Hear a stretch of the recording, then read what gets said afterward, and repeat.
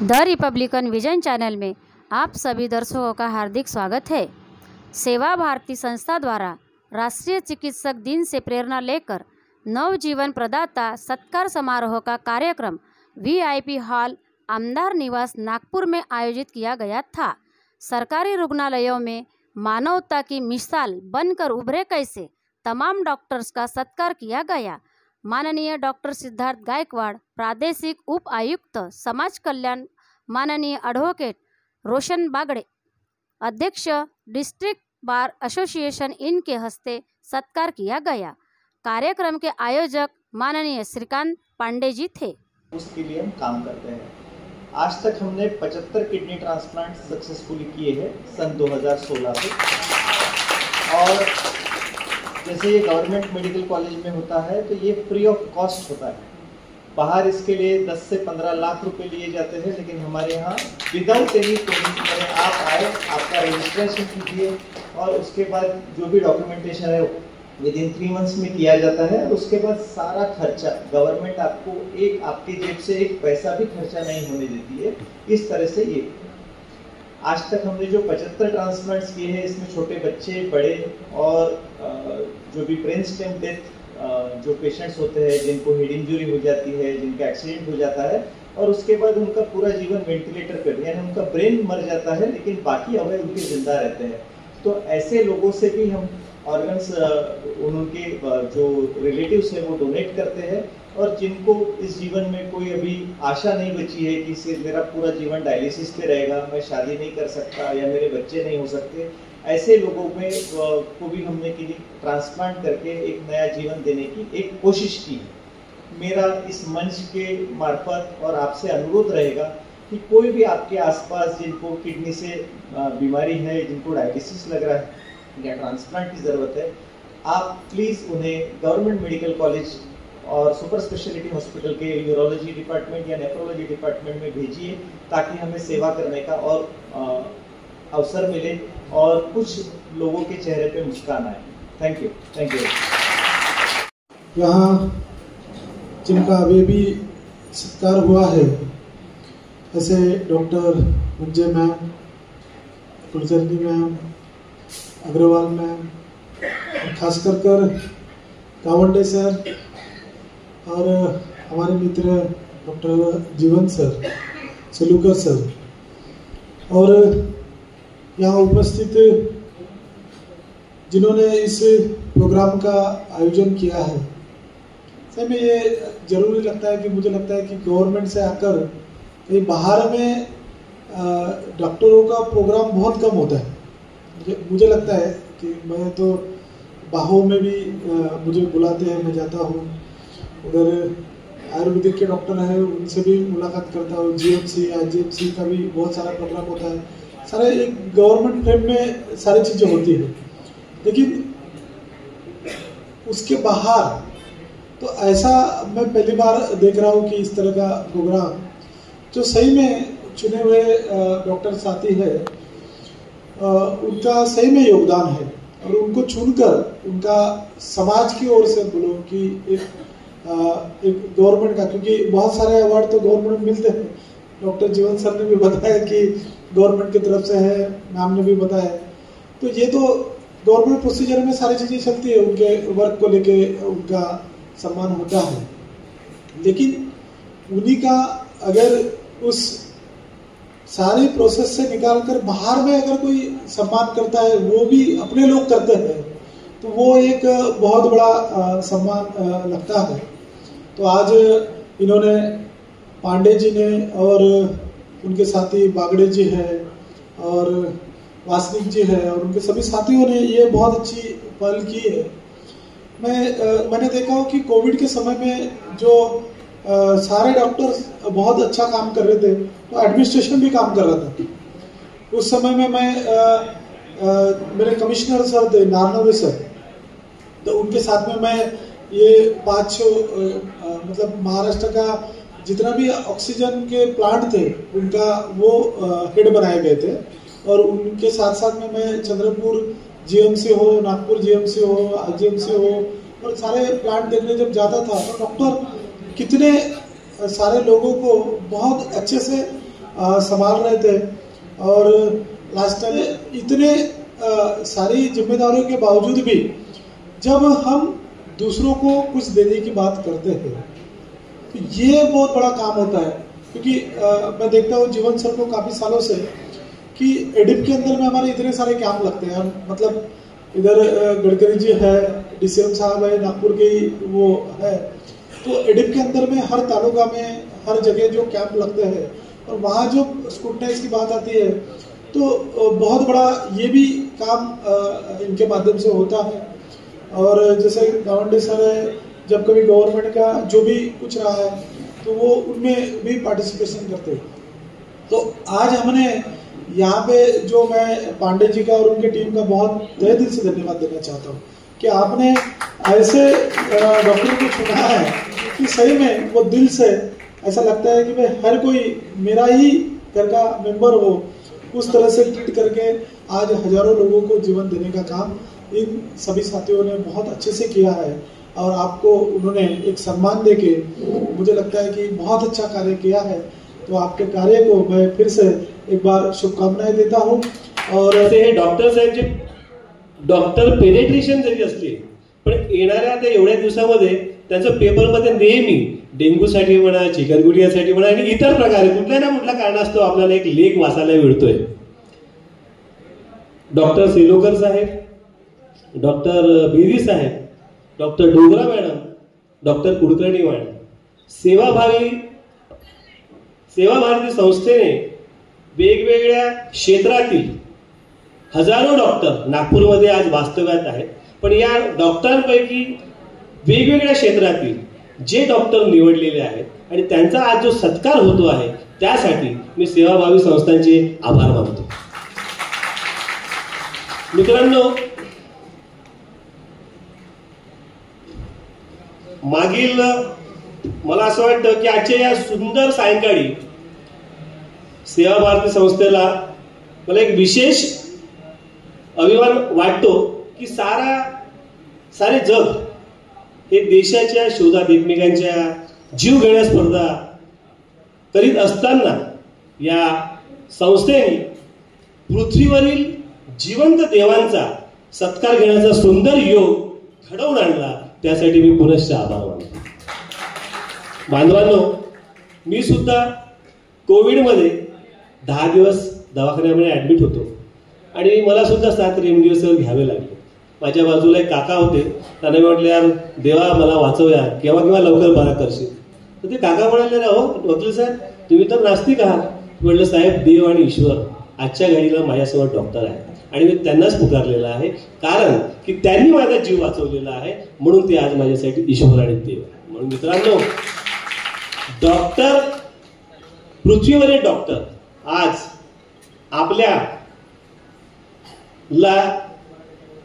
आपल्याला ज्यावेळेस आपण त्यांच्याकडे जातो कुठलंही निपक्षपणे आपली जी सेवा करतात आणि सेवा करून आपल्याला त्यातून चांगलं करतात, त्यासाठी डॉक्टरांचे आपण आभार मानले पाहिजेत।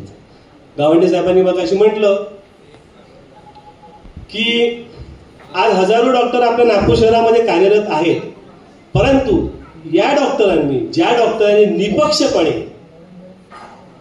काम केलं असेल त्याच डॉक्टरांना सेवा भारती संस्थेने आज आपल्याकडे सत्कार म्हणून त्यांना बोलावलेला आहे, ही खूप मोठी गोष्ट आहे।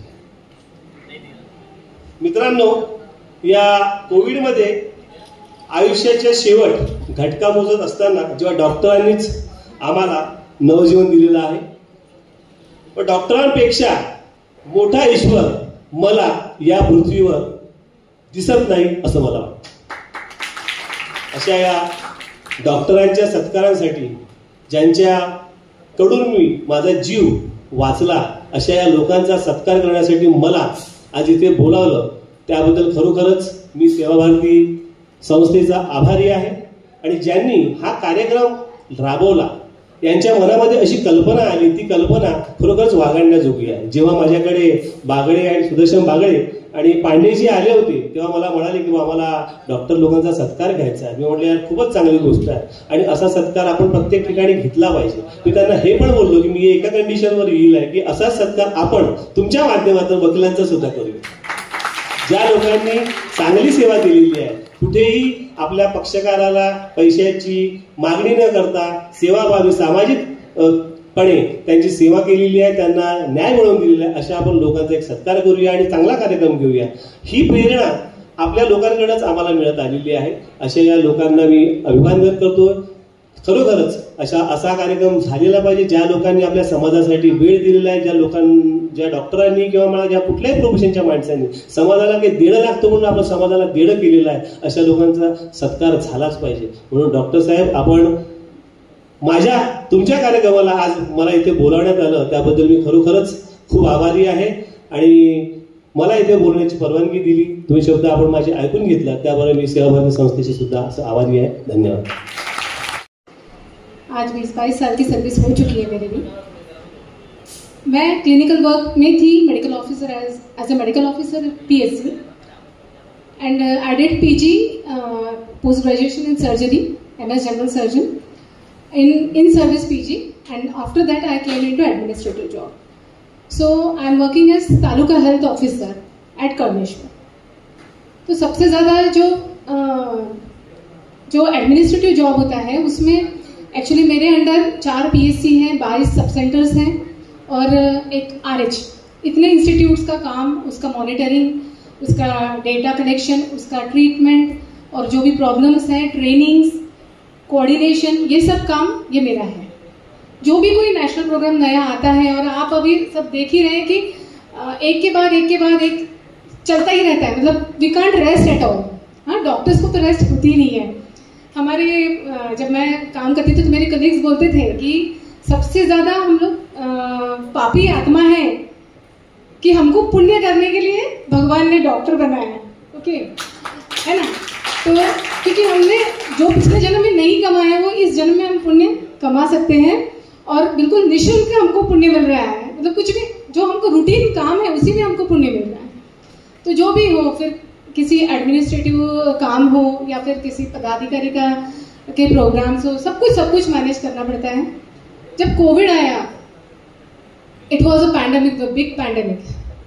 सब कुछ जैसे शहरी भाग है तो वहाँ कुछ फैसिलिटीज़ अवेलेबल है आपके पास में, मगर हम ग्रामीण भाग में काम करते हैं एक तालुका लेवल कि वहाँ पे हमने कोविड केयर सेंटर चालू किए.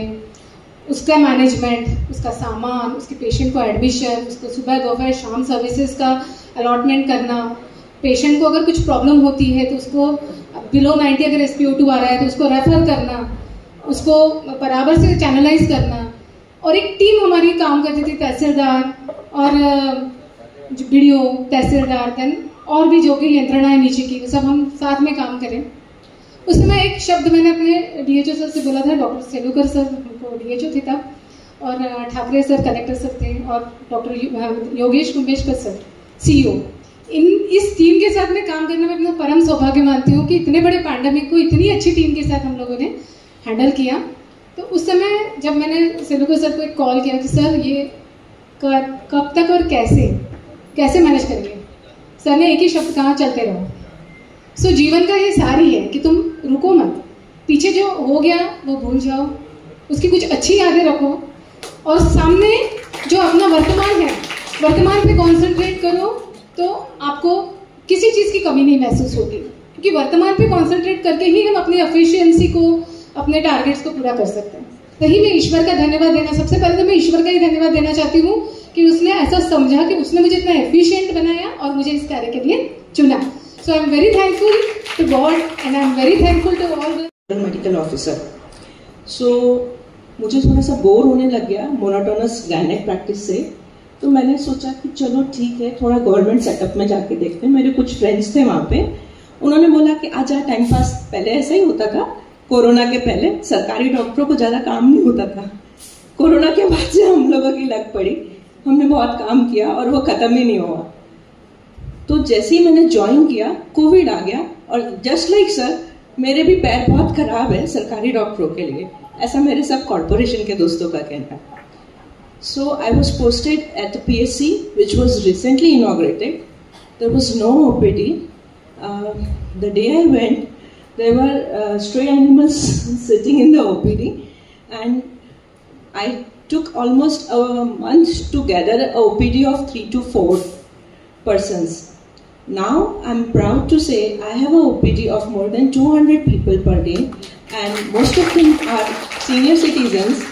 It is an Ayushman Arogya Mandir, the latest initiative of Government of India, and we are providing in association with Ayush Ministry. It is a health and wellness system, and it provides both the modern medicine and the Ayush medicine. So we have all yoga sessions. I have a polyclinic, so specialists also visit there, and all the non-communicable, communicable diseases. Munje madam का TB Nikshay program भी हमारा बहुत अच्छा चल रहा है, and I have completed all my targets this year. So I feel nice, like it was a fluke of moment when I joined for a change, and I thought I'll be leaving in 4-5 months just like sir. But मेरे को आज सोचती भी हूँ कि बहुत overworked हो रहा है, not worth it, I'm overqualified for the post, but then I cannot leave it. So वो हो रहा है कि सोशल सर्विस करने के भी मुझे पैसे मिल रहे हैं, और जो गरीब बूढ़े आते हैं, आप विश्वास नहीं करेंगे, उनके पास 10 रुपए नहीं होते मेरे पर्चे निकालने के, और वो 10 रुपए के लिए वो बेचारे बैठे रहते हैं, और उनके घर में जो बच्चे होते हैं, it is very sorry state, जो हमको लगता है कि रईसों के यहाँ ये होता है, पर गरीबों के यहाँ भी यही होता है कि बच्चे बूढ़ों पे ध्यान नहीं देते। वो जो उन्होंने हमको बड़ा किया, आज जब उनको जरूरत है तो हमारे पास उनके लिए 10 रुपए नहीं है, 10 मिनट नहीं है, तो ये सबसे बुरी बात है। और जो वो लोग आते हैं और जब उनको हम ठीक करते हैं, या उनकी सिर्फ हम सुन भी लेते हैं ना 10 मिनट बैठ के, ऐसा हुआ वैसा हुआ, ये दुख रहा है, सादा CPM PCM से भी वो खुश हो जाते हैं। महीने की एम्लोडिपिन और हम टेल्मा दे देते हैं, उससे उनको लगता है कि मैंने उनका कितना बड़ा काम कर दिया। मेरा 1 रुपया भी नहीं लगा, सिर्फ थोड़ा सा पेशेंस और मेरे 4 घंटे रोज के जो लगते हैं। तो मैं थैंकफुल कि मैं इस नोबल प्रोफेशन में हूँ, जिसमें मैं अपनी अर्निंग से सोशल सर्विस भी कर रही हूँ और थोड़ा पुण्य प्राप्त कर रही हूँ। Thank you so much. Cochlear implant, जो आज कॉकलियर इम्प्लांट जो शुरू किया है, आपने देखा भी होगा कि वो छोटे बच्चे, वो भी पूरे की पूरे बिलो पॉवर्टी लेवल, जहाँ पर 6.5 लाख रुपए वो खर्चा नहीं कर सकते, और बाहर की जो ऑपरेशंस है उसके लिए उनको कम से कम 1-1.5 लाख रुपया सर्जरी का देना है सर्जन को। तो अपन ने अभी तक के 13 महीने की सबसे छोटी बच्ची से 13 साल का सबसे बड़ा बेटा, ऐसे 101 लोगों पर अपन ने ऑपरेशन किया। तो ये 13 क्या बताते हैं, जैसा कबीर का दोहा है, 13 तुझको अर्पण, सब कुछ है तेरा, 13 तुझ में है कुछ नहीं, 13 से 13 मेरा कुछ नहीं। और ये काम करते करते अभी आखिरी पड़ाव तक आते हैं, अब 2 ही साल बचे हैं मुझे गवर्नमेंट सर्विस से रिटायर होने के लिए। तब तक के मेरा एक ही कहना हमेशा रहा है कि मैं सभी लोगों को ये चीज़ सिखा रहा हूँ। जैसा PG टीचिंग प्रोग्राम शुरू किया है, मैं अलग अलग मेडिकल कॉलेज में जाके वहाँ पर भी कॉकलियर इम्प्लांट करके वो प्रोग्राम शुरू करना चाहता हूँ। तो जो भी 5 साल के बच्चे एडिप के अंदर और 2 साल के बच्चे RBS के राष्ट्रीय बाल स्वास्थ्य प्रोग्राम के अंदर में जो होते हैं, उनको अपन निःशुल्क रूप से उनका सर्जरी करते हैं, कोई पैसा नहीं लगता, और उनकी थेरेपी भी होती है 1 साल। यहाँ पर महाराष्ट्र अपना महानगर पालिका के भी मैडम लोग बैठे हैं, सर भी है जो सोशल। मेरा आप सभी को कहना है कि बहुत से बच्चे जो है, और पीडियाट्रिशियन खुद यहाँ पर गावंडे साहब भी है, तो आजकल जो अपना कहना था पहिले की अपनी दादी वगैरह कहती थी, अरे कशाला टेन्शन घेतोस, आता 2च वर्षाचा आहे ना, 2.5 वर्षाचा आहे, बोलेल तो। ये कंसेप्ट अगर बदला जाए, और यूनिवर्सल स्क्रीनिंग जो मैंने ईटनकर साहब को भी बोला था, अभी आपने प्रोग्राम में देखे होंगे, सौम्य शर्मा मैडम भी इस प्रोग्राम में थी, मैंने कहा था कि आप यूनिवर्सल स्क्रीनिंग, जैसा बच्चा पैदा होता है पहले उसका यूनिवर्सल स्क्रीनिंग करो, और उसी वक्त अगर करते हैं तो हम 2 साल के नीचे उसका जल्द से जल्द ऑपरेशन करके अपन उनको हियरिंग दे सकते हैं। जैसे बहुत से स्लोगन रहते, मैं तो हमेशा कहूँगा, सुनेगा इंडिया तो बढ़ेगा इंडिया, ये मेरा हमेशा के लिए कहना है। और जैसा मैंने 101 किए, वैसे आप और ज़्यादा पेशेंट भेजें, निःशुल्क रूप से मैं और डबल सेंचुरी करूँ, और जितने ज़्यादा, क्योंकि वो जो अच्छा लगता है ना, जो बच्चे कभी बात नहीं करते थे, जब किसी दिवाली या तो न्यू ईयर के दिन वो दिखाने आते हैं, और जब वो छोटे छोटे बच्चे आके बोलते हैं happy new year sir, happy Diwali sir, और वो उनके पीछे उनके माँ पिताजी सिर्फ उनकी आंखों से आंसू आते रहते हैं।